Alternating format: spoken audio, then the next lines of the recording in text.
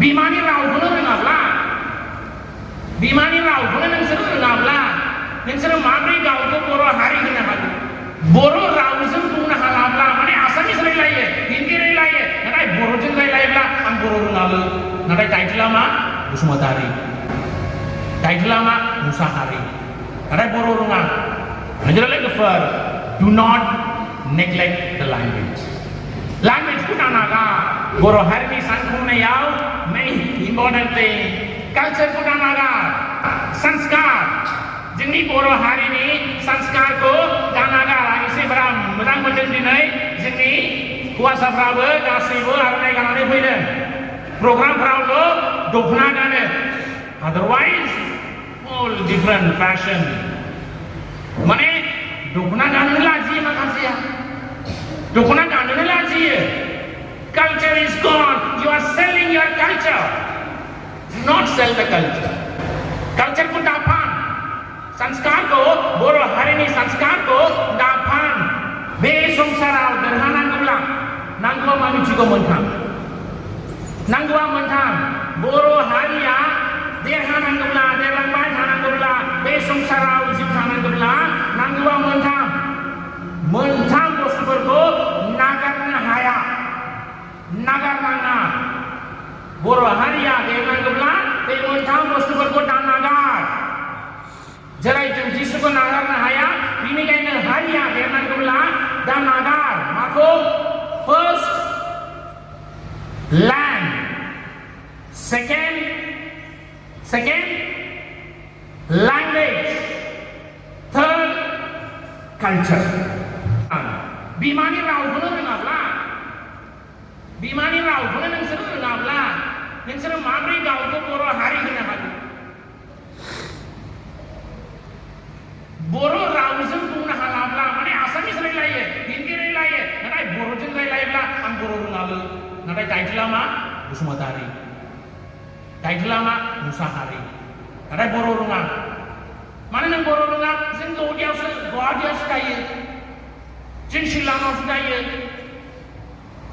जोङो तेजपुरावसो थायो बिदिब्ला मा जाहैबाय मिक्स जाजोब्बाय बर' हारिया मिक्स जाजोब्बाय माने जोङो जोंनि रावखौनो फानबाय जोङो गुवाहाटीयाव थानांगौ होननानै जोङो तेजपुराव थानांगौ होननानै जोङो जोंनि रावखौनो फानबाय नामा माने जों लोगोफोर हारिया गैला जासिगोन रावा गैयाब्ला स्क्रिप्ट गैयाबा बे रायलायनाया जायाबा आरो लिरनाया जायाबा बेनिखायनो ना जोंनि गिदिरफोरा दाबो लिरगासिनो दङ हारिनि वंशनि जोलैनि गासैखौबो लानानै दिनैनि जोंनि गेदेरफोरा लिरगासिनो दङ बर' रावजों गमायगानि बे दिनैनि बे गथ'फोरा सोलोंनो हानाय बादि बे वंशखौ बावनो हानाय नङा होननानै बिसोरो लिरगासिनो दङ लिटारेचारा दाथारनांगौ लिटारेचारा गैयाब्ला लिरनाया जायाब्ला जोंनि बर' हारियानो गैला जासिगोन बेनिखायनो लोगोफोर बर'नि बे सोदोमस्रि ना माबा दङ लिरनाय गासैखौबो खालामबाय थादो आरो दिनैनि गथ'फोरा साबसे गथ'फोरा बर'आव एम ए लायो बर' लिटारेचाराव PhD खालामो गैला बिमानि रावआव स्कलार खालामनो ना PhD खालामनो गोसो गैया MA फरायनो गोसो गैया आरो बर' रायलायनाया जाया नोंसोर लोगोफोर do not neglect the language-खौ दानागा थामथि बे बर' हारिनि सानखांनायाव main important thing culture-खौ दानागा संस्कार जोंनि बर' हारिनि संस्कारखौ दानागा एसे बारा मोजां मोनदों दिनै जोंनि हौवासाफ्राबो गासैबो आर'नाइ गाननानै फैदों बिराद मोजां जादों नाथाय जोंनि बे संसाराव दिनै नाय जेसेबां जोंनि कालचारा मिक्स जाजोब्बाय आं सानदोंमोन माने हिन्जावसाया बर' नाथाय सारि गानगासिनो दङ नाथाय रायलायनाया बर'जों आसामिसजों आं कनफिउज जायो बे बर' ना आसामिस ना बर'जों रायलायनांगौ ना आङो ना आसामिसजों रायलायनांगौ मिक्स जाजोब्बाय कालचारखौनो बदलायबाय माने गावनि बिमानि कालचारखौनो बदलायबाय कालचारानो गैला जासिबाय आरो गोबां हिनजावसा गथ'फोरा दिनै बे प्रग्रामावल' मा गानो प्रग्रामफोरावल' दख'ना गानो otherwise all different fashion माने दख'ना गाननो लाजियो माखासेया दख'ना गाननो लाजियो culture is gone you are selling your culture do not sell the culture culture को दाफान संस्कार को बोरो हरिनी संस्कार को दाफान the day jeans pant got inside the Indian society the culture is gone the day jeans pant got inside the Indian society the culture of the Indian society is gone मानसिकता और संस्कार गैला जाहैबाय नोंसोर लोगोफोर बेनिखायनो कालचारखौ दानागार आं आंनि कालचारनि मोनसे एग्जाम्पलखौ होनोसै जोंना मा जायो मिथिगौ नोंसोर नुबाय दाबो नुगासिनो दङ जोङो माने धोती गानो दिनैबो मानसिफ्रा धोती गानो हौवासाफ्रा धोतील' गानो हारिया देरहानांगौब्ला जोंनि बर' हारिया देरहानांगौब्ला बे संसाराव देरहानांगौब्ला नांगौआ मा मिथिगौ मोनथाम बर' हारिया देरहानांगौब्ला देरलांबाय थानांगौब्ला बे संसाराव जिउ थानांगौब्ला नांगौआ मोनथाम बुस्थुफोरखौ नागारनो हाया नागारनाङा बर' हारिया देरनांगौब्ला बे मोनथाम बुस्थुफोरखौ दानागार जेरै जों जिसुखौ नागारनो हाया बेनिखायनो हारिया देरनांगौब्ला दानागार माखौ first land second language third culture नोंसोर लोगोफोर बर' हारिया देरनांगौब्ला हाखौ दानागार गावनि हारिनि बर' हारिनि हाखौ दानागार आरो बर' रावखौ दानागार आरो बर'नि संस्कारखौ दानागार कालचारखौ दानागार जेब्ला जोङो हाखौ नागारबाय बेजों जागोन जेब्ला जोङो जोंनि लेंगुवेजखौ नागारबाय बेजों जागोन आरो जोंनि बर' हारिनि कालचारखौ जों नागारगोन बेजों जागोन बेनिखायनो गावनि हारिनि बर' हारिनि हाखौ गुबुननि आखायाव दाहो गुबुननो दाफान Just look at the worldwide happenings. They all occupy the land of others. The battles are fought to occupy the land of others. Mandagai, Hizinadagai. Boro Haria Bernangula, Hako Danagar, Gauni Hako Pandango Surnau, Harini Mansina Pandangu. Gubun Harini Mansibanikai Tapan, Satan Jagan. Majalagur, I'm Nodan. जोंनि मानसिया हावरिया मावरिया जानायखाय जोंनि बे बर' हारिनि हाखौ बान्दोआव दोनबाय आरो बान्दोआव दोननायनि फैसाखौ हरनो हाया जाहैबाय आरो फाननांगौ जाहैबाय आरो सोरनो फाननांगौ जाहैबाय गुबुन हारिनो फाननांगौ जाहैबाय आरो गुबुन हारिया जोंनि हाखौनो लाबाय आरो जोंनि गेजेरावनो थाबाय आरो जोंनि हिनजावसा गथ'फोरजों हाबा जाबाय आरो जोंनि हारिखौ बेजेनबाय लोगोफोर The land is one of the important things for a particular community, for a particular tribe. The moment you start selling the land, you are done. Jammu Kashmir Mangane. Onane dasan, ani se politik selega sundomo. Onane dasan kaldaman. Jammu Kashmir Mangane. 370 ko. Buklai mai. Diploma. Beyond Hako, Gasu Paina Hagan, beyond Hayasuni, Kashmiri tribe, they Hako Gasu Paina Hagan, Mama Kalana Hagan Kalamai, Kashmiri tribe, Lase, Kashmiri tribe, create a second, for Binigane. The land is very, very important for a tribe. Nengsar Wana, Gauni Hari Hako, Dapan, Ar Gubuna, Dapan. Pandanggablabe gauni harini mansigo than hauria gabai babe nazar gode nagir hede gauni harini aw thamdung soi jini haya nongabla haya guila dasigan जोंनि गोदोनि मानसिफ्रा जेसेबां गावसोरनि जिउखौ होनानै बे हाखौ बासायनानै दोनदों जों बे हाखौ मा खालामगासिनो दङ बे हाखौ जोङो फानगासिनो दङ उनाव दाफान earlier it was the land is won by the battle now the land is won by the money बे हाखौ बिसोरो बुथुमनानै दङ जोंनि हारिनि हाखौ बुथुमनानै दङ पैसाजों दावगानांग्राफोर गैया जोंनि गेजेराव नाथाय दावगानांग्राया मा मिथिगौ थाखा फैसा दिनैनि गेजेराव दावगानांग्राया थाखा फैसासो थाखा फैसाजों जों हाखौ बुथुमनांगौ बासायनांगौ नाथाय जोङो फानगासिनो दङ अन्नानै हाखौ दानागा हारिया देरनांगौब्ला हाखौ दानागा आरो नैथियाव language जोंनि दिनैनि गथ'फोरा बर' रायलायनो हाया बारा बर' लिटारेचारखौ रोङा बर'नि नंगौ रावफोरखौ रोङा गोदोनि रावफोरखौ बावलांबाय आरो रायलायनायावनो मोनसे सेन्टेन्सआवनो इंलिश फैबाय फुल बर' रायलायनो हाया जोंनि दिनैनि गथ'फोरा बिदिब्ला मा जोंनि भाषाया थैगासिनो दङ जोंनि रावफोरा थैगासिनो दङ बेनिखायनो लेंगुवेजखौ दानागार नोंसोरनि भाषाखौ दानागार नोंसोरनि रावफोरखौ दानागार नागारनाङा लोगोफोर दिनैनि गथ'फोरा जेसेबां इंलिश रायलायो जेसेबां हिन्दी रायलायो जेसेबां आसामिस रायलायो जोंनि रावफोरजों न'खरावल' रायलायो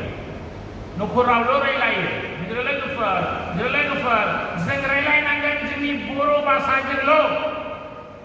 नङाब्ला जोंनि हारिया थैगोन जोंनि हारिया फोजों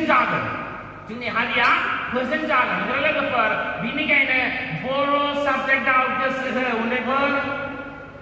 नाथाय 2K kids the children those who are born after 2000 धोतीको गाने लाजिए jeans pant half trouser it goes on and on धोतीको गाने गोसो जायागा धोतीको बायनानै होयोब्ला बेखौ गाननोबो रोङा थाबायनायाव धोतियाव खारलांबाय लाजिनांगौ जाहैबाय आरो बिनि उनाव बे धोतिखौनो गाना आरोबाव खेबसे लाजिनानै गाखाबाय बेनिखायनो धोतिखौ नांलाङो मानोना रोङाखै खैला जाहैबाय माने कालचारानो गैया जाहैबाय आरो नाय हिनजावसाफोर माने गावनि बिपति जानायसिम बिसोरो स्कार्ट गानो आरो बिपतिनि उनाव बिसोरो हाफ सारि गानोमोन हाफ सारि दा नोंसोर थांनानै नाय आंनि तामिलनाडुआव हाफ सारियानो गैला हाफ सारि गानो रोङा आरो गोबां हाबा जाखानाय आइजोफोरा सारिबो गाना jeans pant chudidar is not the Indian society's thing okay we have our own every society has its own cultural dress पर गासिबो मा दा चुड़िदार गानो आरो बुंनोसै जोंनि बर' गथ'फोरनि थाखाय चुड़िदार गानब्ला बिराद गाज्रि नुयो नोंसोर अन्नानै चुड़िदार गानो अन्नानै please it's not your dress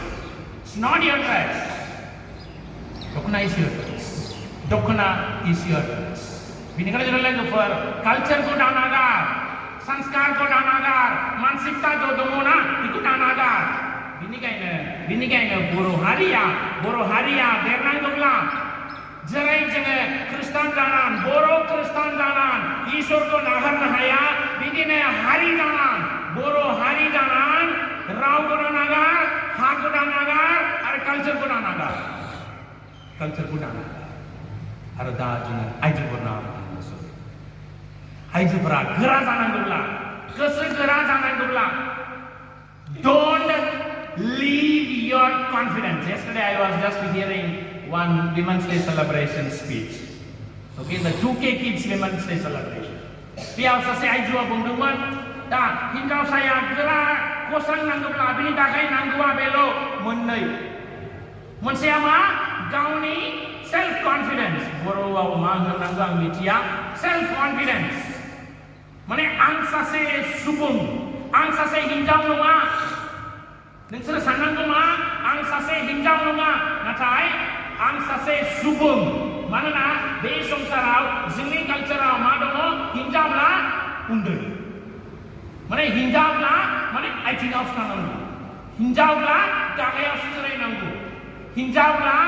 हौवानि गाहायावसो बे आइडिया दङ बेनिखायनो गाव होनदों मा नोंसोरो नागारनांगौ बे लो सेल्फ एस्टिमखौ आइजोफोरा नागारनांगौ बे साननायखौ आं उन्दै आं हिनजाव आं हौवानि गेजेराव गसंनो हाया आं हौवाया दङब्ला रायलायनो हाया आं हौवाया दङब्ला आं सावरायनो हाया बे साननायखौ लो एस्टिमखौ नागारनांगौ and लोगोफोर you have to leave away that thought that you are a low human being हिनजावफ्रा low human being नङाथ' नोंसोर सासे सुबुं इसोरा जेरै हौवाखौ सोरजिदों बिदिनो हिनजावखौबो सोरजिदों नोंसोर is no gender basis in this world there is no gender basis बेनिखायनो बे साननायखौ नागार बे लो एस्टिम जानायखौ नागारदो आरो बेल' नङा नागारनांगौ माखौ नागारनांगौ नोंसोरनि लुबैनायफोरखौ गाव होनदों नोंसोरनि लुबैनायफोरखौ जेसेबां गावनि थाखाय नांगौ होनना नोंसोर आवगायोना बेखौ नागारनांगौ नोंसोरनि साननाया मा जानांगौ आइजोफोर जाना आंनि गथ'फोरनि थाखाय मा जानांगौ आंनि गथ'फोरनि थाखाय मा नांगौ आंनि न'खरनि थाखाय मा नांगौ होननानै बे साक्रिफिशियेल लावा फैनांगौ नोंसोर नागारनांगौ माखौ गावनि लुबैनायखौ नागारनांगौ गावनि बे सेल्फिश जानायखौ नागारनांगौ बिदिब्ला जोङो साननांगौ माखौ जोंनि गथ'फोरनि थाखाय साननांगौ जोंनि न'खरनि थाखाय साननांगौ बिदिब्ला गोरा जासिगोन आं खांगोन आंनि गथ'फोरखौ आंनि गोसोजों खांगोन आंनि गथ'फोरखौ आं गोरा जागोन आंनि गथ'खौ दैदेनलांनायाव आं गोरा जागोन अब्लानो आंनि गथ'आ आंनि रावखौ खोनासंगोन कनफिडेन्ट जानांगोन लोगोफोर बेनिखायनो नागारदो बे लो एस्टिम जानायखौ आं सासे सुबुं होनना गसंहैदो नैथियाव नागारदो गावनि लुबैनायखौ नाथाय नांथाबदो न'खरजों गावनि गथ'फोरनि थाखाय आरो गावनि बिसायनि थाखाय आरो गावनि न'खरखौ खांनायाव दैदेनलांगोन लोगोफोर बेनिखायनो आइजोफोरा नारी शक्ति द पावर ऑफ वुमन बेखौ नोंसोर लाखिनांगौ नोंसोर बुंनो हागौ जिसुआ साजिनै हौवासाफोरखौ सायख'बाय बेखौ बुंनो हायोना जोङो बिदिब्ला इसोरा हौवासाफोरखौनो सायख' नामा हिनजावसाफोरखौ सायख'वाखै सायख'दों माब्रै सायख'दों इसोरजों लोगोसे साजिनै सोलोंसाफोरजों लोगोसे हिनजावफ्राबो दङमोन हिनजावफ्राबो बिनि सोलोंसा जानानै दङमोन नाथाय आइजोफोरनि थाखाय आं दिनै बुंनोसै थांखांफिननायनि उनाव इसोरा बे साजिनै हौवासाफोरनि गेजेराव गसंनानै होनदोंमोन नामा आं सिगांफिनबाय होननानै नङा सासे आइजोनि सिगाङाव गसंनानै बुंदों ओ आइजो Mary Magdalene, you are blessed because the woman saw the risen Jesus first. The woman saw the risen Jesus first. And therefore, you are privileged. हिनजावसाफ्रा आइजोफ्रा privileged, blessed. मानोना थांखांफिननाय जिसुखौ नोंसोरसो मोनदों सिगां आइजोफ्रासो मोनदों आरो हिनजावसाया मोनदों बेनिखायनो बुंनो नाङा साजिनै सोलोंसाफोरखौ इसोरा सायख'बाय नङा सासे हिनजावखौ गाव दिन्थिदों थांखांफिननायनि सिगां आरो उनाव आं सिगांफिनबाय होननानै लोगोफोर बेनिखायनो गोसो गोरा जादों माखासे बुस्थुफोरखौ नागारदो इसोरजों नांथाबनानै जादो न'खरजों नांथाबनानै जादो गावनि बिसायजों नांथाबनानै जादो आरो न'खरखौ दैदेनलांनो इसोरा नोंसोरनो बोर होगोन बेनिखायनो लोगोफोर इसोरखौ जों नागारनो हाया बिदिनो बर' हारिया देरनांगौब्ला जोङो नागारनो हाया जोंनि हाखौ जोंनि भाषाखौ आरो जोंनि कालचारखौ बिदिनो जोङो आइजोफोरा नागारनो हाया जोंनि गथ'फोरखौ आरो जोंनि बिसायखौ आरो जोंनि न'खरखौ जिसुआ बाख्नायजाथों